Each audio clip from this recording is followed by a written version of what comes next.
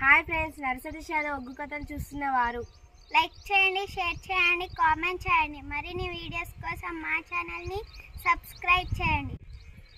పక్కనే ఉన్న బెల్ ఐకాన్ని గట్టిగా కొట్టి మా డాడీ కథలు చూస్తున్న వారందరికీ ధన్యవాదాలు. Please subscribe my channel.